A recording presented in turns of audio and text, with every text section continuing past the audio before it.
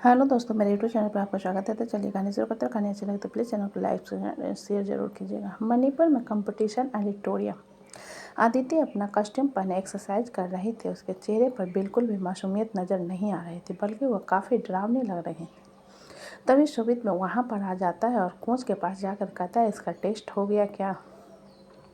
Coach अपना सिर हिलाते हुए बोली, यस मिस्टर सारंग, सब कुछ क्लियर है, लेकिन कुछ अजीब लग रहा है। शोभित कुछ कहता उससे पहले ही अनाउंसमेंट होता है। उसने अपने गुप्त सूत्रों से पता चला कि महाराष्ट्र टीम के प्लेयर जिन्हें अंडर 50 में खेलना था, उन्होंने हानिकारक पदार्थ का सेवन किया है, जो कि यहाँ पर अलाउड नहीं है।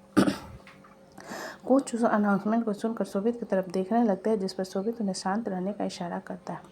अदिति शांत खड़ी अपने सामने नोना को घूरने लगती है, जिनके होठों पर तिरछी मुस्कान थी, लेकिन उसके चेहरे पर अभी भी अदिति के मारे मुक्के का निशान था। 2 फ्रेंसिक डिपार्टमेंट के लोग वहां पर आते हैं और अदिति को अपने साथ ले जाते हैं, और उसके साथ में कोच और मणिपुर टीम के स्टाफ भी चले जाते हैं। शोभित अपनी मुट्ठी मजबूती से बंद करे, बस सब कुछ नॉर्मल आने के लिए प्रे कर रहा था। बाकी अदिति का टीम मेंबर शोभित की तरफ देखने लगती है। शोभित टीम मेंबर की नज़र को खुद पर महसूस करके बोला, व्हाट हैपेंड? मेंबर जल्दी से बोले, नथिंग सर। कुछ देर में अदिति कोच के साथ वापस आती है। शोभित अदिति के पास जाकर बोला, सब कुछ ठीक है ना? अदिति मुस्कुराते हुए, सब कुछ नॉर्मल है, अब मैं लड़ूंगी और उस नोना को नानी याद दिला दूंगी। शोभित अदिति की बात सुनकर बोला, कोकुन, विरोधी की तरह लड़ो, दुश्मन की तरह नहीं। आदित्य शोभित की बात सुन गुस्से से बोली, उसने मुझे फंसाने की कोशिश की, उस चाइनीज को मैं छोड़ूंगी नहीं, उसका कीमा बना दूंगी। शोभित आदित्य के नाक को खींचते हुए बोला, चाइनीज नहीं है, इंडियन है, थिंक बदलो, समझी? हम सब इंडियन हैं। अगर तुम्हें कोई पाकिस्तानी कहे तुम्हें अच्छा लगेगा क्या? बोली, मुझे कोई पाकिस्तानी क्यों कहेगा? मैं पाकिस्तान से हूँ क्या? शोभित अपना सिर नहीं में हिलाकर बोला, तुम उनकी तरह दिखती हो ना, लेकिन हो तो इंडियन। इसी तरह वो लोग इंडिया में जुड़े हुए हैं। मणिपुर इंडिया के हिस्सा है, इसलिए इंडियन है। वो शक्ल से किसी के कंपेयर नहीं करते, समझी ना? सोच बदलो। अदिति शोभित की बात सुन अपना सिर हिलाते हुए उसके गाल पर किस करके बोली, मैंने अपना गिफ्ट ले लिया, अब मैं बहुत अच्छे से लड़ूंगी। इतना कहकर अदिति रिंग की तरफ चली जाती है। शोभित अपने गाल पर हाथ रखकर मुस्कुराते हुए बोला, क्या ये कुछ ज़्यादा ही बेशर्म है, या मैं उस शर्मिला हूँ? इतना कहते हुए शोभित के कान लाल हो जाते हैं, लेकिन वो खुद को नॉर्मल करते हुए अदिति को देखने लगता है। अदिति रिंग में जाती है और रेफरी भी आ जाता है। रेफरी उन दोनों को दोष दिखाते हुए कुछ समझाने लगता है, जिस पर दोनों अपना सिर हिला देते हैं। अदिति रेफरी के बात पर नोना की तरफ देखते हुए बोली, एक लिमिट होती है, वरना मैं तुम्हें मार देती, लेकिन तुम्हारा कमर जरूर तोड़ कर जाऊंगी, ताकि दोबारा किसी के लिए साजिश करने की कोशिश ना करो। तभी बेल बजती है और रेफरी सीटी बजाता है, जिसके हाथ अदिति नोना के हाथ टॉस करके लड़ना शुरू करती है। अदिति के मुंह काफ़ी फास्ट थे, लेकिन नोना भी उससे कम नहीं थी। वो लगातार अदिति के चेहरे पर मारने लगती, जिससे अदिति डिफेंस करने लगती। शोभित उन दोनों की लड़ाई को बड़े ध्यान से देख रहा था। कुछ देर में जब बिजली बजती है तब नोना अदिति से दूर होती है। अदिति गहरी सांस ले रही, तो वो जाकर रिंग के पास बैठ जाती है। तो कोच अदिति के कंधे को दबाते हुए कहते, क्या कर रही हो तुम? अदिति कोच की बात पर बोली, उसे कमज़ोर कर रही हूँ। कोच अदिति के बात पर बोली, डिफरेंट क्यों कर रही हो, फिर किक करो। अदिति कोच की बात सुनकर बोली, डिफेंड करके खेलने में ज़्यादा मज़ा है। कोच अपनी गर्दन नहीं में हिला देते हैं। तो शोभित अदिति से कहता है, तुम्हें जैसा खेलना है वैसा खेलो। एक टीम मेंबर जाकर अदिति को पानी देता है, जिस पर अदिति पानी पीने के बाद फिर से रिंग में आती है। बिजल प्ले होता है और उन दोनों को फाइट फिर से शुरू होती है। नोना के पूरे शरीर को पसीने निकल रहे, वो काफ़ी ज़्यादा थक गई थी। अदिति उसके मुकाबले काफ़ी एक्टिव लग रही थी, क्योंकि वो सिर्फ डिफरेंट कर रही थी। अदिति नोना के पसीने को देखते एक मुक्का उसके गाल पर जड़ देती है। उसका मुक्का इतना भारी था कि नोना संभाल नहीं पाती और नीचे गिर जाती है। रेफरी जाकर नोना को उठाने लगता है। अदिति शांत खड़ी नोना को घूरे जा रही थी कि नोना के कान से खून बहने लगता है और नोना उठ नहीं रह पाती है। रेफरी अदिति के हाथ को पकड़कर ऊपर कर उसे विजेता घोषित कर देते हैं। शोभित की आंखों में हल्की से नमी तैर गई थी। वहीं नोना को एम्बुलेंस में डालकर अस्पताल ले जाया जाता है, क्योंकि उसकी हालत थोड़ी सी क्रिटिकल हो गई थी। अदिति ने इस कंपटीशन को जीतकर ये साबित कर दिया था कि अब वो नहीं रुकने वाली, उसके पंख उड़ने को तैयार हो रहे हैं। अदिति मुस्कुराते हुए अपना हाथ ऊपर उठाती है। शोभित उसकी तस्वीर खींच लेता है। अदिति को मेडल के साथ सम्मानित किया जाता है और उन लोगों के साथ फिर से लॉज में आ जाती है। अदिति लॉज में आकर अपने पूरे टीम मेंबर की तरफ देखते हुए बोली, मुंबई चलकर मैं तुम सबको पार्टी दूंगी। कोच अदिति की बात पर बोले, तुम्हें फिक्र करने की ज़रूरत नहीं है, एकेडमी में वैसे भी पार्टी करेंगे तुम्हारे पहले सक्सेस का नाम। अदिति के टीम मेंबर अदिति को देखते हुए बोले, वैसे अदिति तुम्हारा फियांसी काफ़ी हॉट है, उसकी आंखों में आंसू आ गए थे जब तुम जीती। अदिति उसकी बात पर अपने माथे पर हाथ रखते हुए बोली, ओ माय गॉड, मुझे उनके पास जाना है। कोच अदिति के बात पर बोले, सामान पैक करो, हम मुंबई के लिए निकल रहे हैं। अदिति कोच की बात पर बोले, और मुझे अपने don't worry Aditi, mister Sarang से मैंने बात कर ली है, उन्होंने हम सब के लिए फ़्लाइट की टिकट बुक की है, चलो। कोच ने अदिति के बात को बीच में काट कर कहा। अदिति कोच के बात पर अपना सिर हिलाती और अपना सामान पैक करने लगती है। फिर वो लोग एयरपोर्ट के लिए निकल जाते हैं। अदिति कंपटीशन के कारण काफ़ी थक गई थी, जिस कारण वो मिनी बस में ही सो जाती है। जब उन लोगों की गाड़ी जाकर एयरपोर्ट पर रुकती है तो शोभित, जो कि पहले से उन लोगों के आने का वेट कर रहा था, आकर अदिति को अपनी बाहों में उठाकर उसे एयरपोर्ट के अंदर ले जाता है। चेकिंग होने के बाद शोभित उसे लेकर बिजनेस क्लास की तरफ चला जाता है और बाकी टीम मेंबर्स भी बिजनेस क्लास में आ जाते हैं। इधर ओरियो कॉफर में विप्लव बेसब्री से किसी के आने का इंतजार कर रहा था, तभी रिया वहां पर आ जाती है। विप्लव रिया को देखकर बोला, इतना वक्त लगता है तुझे आने में, और मुझे पता चला कि तू यूनिवर्सिटी नहीं गई थी, क्यों?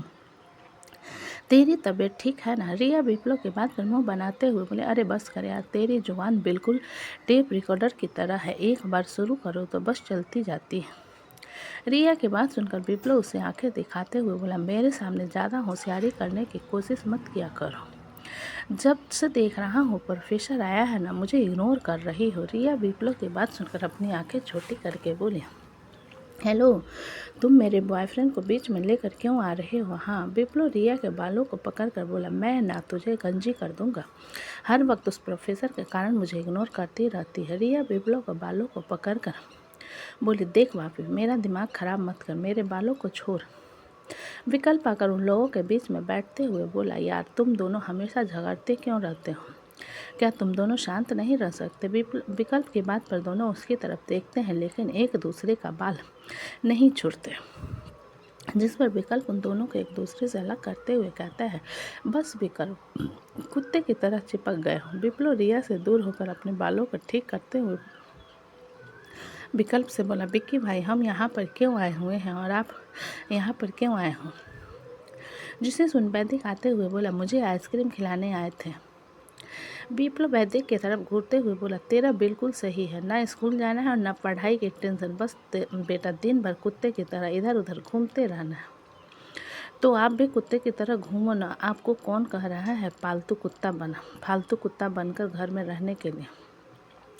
वैदिक ने आइसक्रीम खाते हुए कहा। वैदिक के जवाब देने पर विप्लव विकल्प को घूरते हुए बोला, देखो, ये चिंपैंजी मुझे जवाब दे रहा है, गलती तुम्हारी है, तुमने उसे पहले कुत्ता कहा और अब तुम्हें कह रहा है, तो तुम्हें बुरा लग रहा है? रिया ने वैद्य के हाथ से आइसक्रीम खाते हुए कहा, जिसे देख रिया के गाल पर थप्पड़ मारते हुए, तो तुम मुझे मेरा साथ देना चाहिए था, इस नकलची बंदर को क्यों दे रही, मुरब्बा कहीं का। रिया विप्लव के सिर पर मारते हुए बोली, कि मुझे क्यों थप्पड़ मार रहा है साले? उन दोनों के झगड़े के बीच में विप्लव खोई हुई आवाज़ में बोला, क्या मुझे वही दिख रहा है जो तुम दोनों को दिख रहा है? फिलहाल तो हमें कुछ नहीं दिख रहा है, बस आप ही को दिख रहा है, वैदिक ने विकल्प को देखते हुए कहा, जिस पर विकल्प वैदिक के जबड़े को पकड़ कर बोला, अब्बे लल्ले, तू बीच में क्यों बोल रहा है, मैं इन दोनों से बात कर रहा हूँ ना। ये कहते हुए विकल्प रिया और विप्लव की तरफ देखता है, जो कि एक दूसरे को मारने के लिए तैयार थे। विकल्प इरिटेट होकर उन दोनों के बालों को पकड़कर डोर की तरफ दिखाते हुए बोला, अब दोनों एक दूसरे को छोड़कर सामने देखो, ये सुधांशु बच्ची लेकर आ रहा है। विकल्प की बात सुनकर दोनों एक दूसरे को इग्नोर करके सुधांशु को देखने लगते हैं। विप्लव अपनी उंगलियां गिनने लगता है, जिसे देखकर रिया उसके हाथ पर मारते हुए कहती, अबे बंद कर, उसकी बेटी नहीं है। विप्लव रिया के बात सुनकर बोला, अरे नहीं, ये बच्ची 7-8 साल की दिखती है। अगर बाई चांस सुधांशु की बेटी होती तो क्या सुधांशु 15 साल की उम्र में बाप बनता? विप्लव की बात सुनकर रिया और विकल्प दोनों उसे घूरने लगते हैं। वैदिक कुछ सोचते हुए विप्लव से बोला, 15 साल में बाप बनने से क्या होता है? अभी मैं 12 साल का हूँ और बाप कैसे बनते हैं मुझे बताओ। तब तक सुधांशु उन दोनों के पास आ चुका था। वहीं वैदिक की बात सुनकर सब उसे घूरने लगते हैं। वैदिक उन दोनों की नज़रों को इग्नोर कर सुधांशु की तरफ देखते हुए बोला, 15 साल में बाप बनने से क्या होता है? सुधांशु कंफ्यूज होकर बोला, मतलब तुम कहना क्या चाहते हो? वैदिक विप्लव की तरफ इशारा करते हुए बोला, बापी, ब्रो ने कहा कि ये लड़की आपकी 15 साल की उम्र वाली बेटी है। जिसे सुनकर विप्लव जल्दी से बोला, नहीं सिद्धू, मैंने ऐसा कुछ नहीं कहा। ये लड़का मुझे फंसा रहा है। मैंने बस ये कहा कि अगर आप बाई चांस ये लड़की तुम्हारी बेटी होती तो तुम 15 साल के होते। सुधांशु विप्लव के घूरते हुए, मुझे पता तुम्हारी जुबान में मलाई लगी होती है जो कब फिसल जाती है, पता नहीं चलता। तो सुनो, ये बच्ची मेरी बहन है दीपांजलि, जो कि अपनी आंखें टिमटिमाते उन सब लोगों को देख रहे थे। सुधांशु के कॉलर को कसकर पकड़ते हुए, मुझे घर जाना है। वैदिक दीपांजलि को ऊपर से लेकर नीचे तक देखते हुए बोला, तुम मेरी जूही जितनी खूबसूरत नहीं हो। दीपांजलि जो गोरी नहीं थी, लेकिन सांवले रंग में भी वो बहुत खूबसूरत लगती थी। उसकी आंखें और उसके फेशियल फीचर्स बहुत यूनिक हैं, जिसको एक खूबसूरत गोरे लड़के से भी ज़्यादा सुंदर लगती थी। वहीं वैदिक की बात पर सुनकर विकल्प उसके सिर में मारते हुए बोला, चुप रह, जाकर अपनी जूही पर ध्यान दे। इस पर क्यों ध्यान दे रहा है? वैदिक मुंह बनाते हुए अपना आइसक्रीम खाने लगता है। विकल्प कुर्सी से खड़ा होकर दीपांजलि के पास आते हुए बोला, हेलो, मेरा नाम विकल्प है। मेरा भाई थोड़ा मुंहफट है, उसकी बातों को ज़्यादा सीरियस मत लो। विकल्प के नॉर्मल बात करने पर दीपांजलि से छोटी सी मुस्कान के साथ बोले, भौंकने वाले कुत्ते को इग्नोर करना चाहिए, ऐसा मेरे डैडा कहते हैं। वैदिक दीपांजलि के बात सुनो से घूरते हुए बोला, तुमने कुत्ता किसे कहा? दीपांजलि वैदिक को इग्नोर करके विकल्प की तरफ देखते हुए बोली, हेलो, मेरा नाम दीपांजलि वत्स है। खुद को इग्नोर होता हुआ देखकर वैदिक गुस्से से अपने पैर पटकते हुए बोला, मुझे बताओ, तुमने कुत्ता किसे कहा? दीपांजलि अपनी काली आंखों से वैदिक को घूर देखते हुए बोला, तुम्हें कहा? सुधांशु दीपांजलि के मुंह पर हाथ रखते हुए बोला, दीपा, लड़ाई नहीं करते। दीपांजलि सुधांशु के हाथ को मुंह से हटाते हुए वैदिक की तरफ इशारा करके बोला, और इस गुब्बारे ने मुझे बदसूरत कहा, जबकि मेरे डैडा कहते हैं कि मैं बिल्कुल परी की तरह हूँ। सभी मुझे परी कहते हैं, और इस हिप्पोपोटामस ने मुझे बदसूरत कहा, जबकि खुद भी बिल्कुल खूबसूरत नहीं है। वैदिक अपने इतने सारे निकनेम को सुनकर दीपांजलि पर चिल्लाते हुए बोला, तुम बिल्कुल कौवा की तरह काली हो और खुद को परी कहती हो। शक्ल देखी है आईने में? दीपांजलि सुधांशु को गोद से उतारने की कोशिश करते हुए बोली, भैया मुझे छोड़ो, मैं इसके दांत तोड़ दूंगी। सुधांशु हताश नजरों से विकल्प की तरफ देखते हुए बोला, अपने भाई को चुप करवा। यार, विप्लव सुधांशु की बात सुनकर बोला, क्यों तुम्हारी बहन को छोड़ो, इस नालायक को 2-3 थप्पड़ पड़ेंगे तभी इसे समझ आएगा, बहुत बोलता है। वैदिक बुरी तरीके से दीपांजलि को घूरने लगता है। दीपांजलि उसके घूरने का अंदाज को इग्नोर कर सुधांशु से बोले, आप मुझे आइसक्रीम दिलाने वाले थे ना? सुधांशु अपना सिर हिलाते हुए, आराम से बैठो, मैं तुम्हारे लिए आइसक्रीम ऑर्डर करता हूँ। दीपांजलि मुस्कुराते हुए बोली, वनीला फ्लेवर, लेकिन मुझे चॉकलेट फ्लेवर भी अच्छा लगता है। सुधांशु दीपांजलि की बात सुन मुस्कुराते हुए बोला, ठीक है, मैं तुम्हारे लिए दोनों ऑर्डर कर देता हूँ। दीपांजलि सुधांशु के गाल पर किस करते हुए बोली, आप दुनिया के बेस्ट ब्रदर हो। विप्लव दीपांजलि की बात सुनकर बोला, मुझसे कहो तुम्हें क्या खाना है, मैं अभी लेकर आऊँगा। वैदिक विप्लव की बात सुनकर उसे घूरते हुए बोला, मैं भी तो आपका छोटा भाई हूँ, मुझे तो कभी नहीं कहा कि तुम कुछ भी कहो मैं यूँ लेकर आऊँगा, और इस कौवा को आप अपने सिर पर चढ़ा रहे हो। विप्लव वैदिक की बात सुनकर बोला, तुम्हारी जुबान बिल्कुल जहरीली है, इसलिए मैं तुम्हें कुछ नहीं खिलाऊंगा। दीपांजलि विप्लव की बात पर बोली, डैडा कहते हैं कि अकेले कभी भी कुछ नहीं खाना चाहिए। उसके बाद सुधांशु की तरफ देखते हुए, इसके लिए भी चॉकलेट फ्लेवर के आइसक्रीम ले आओ।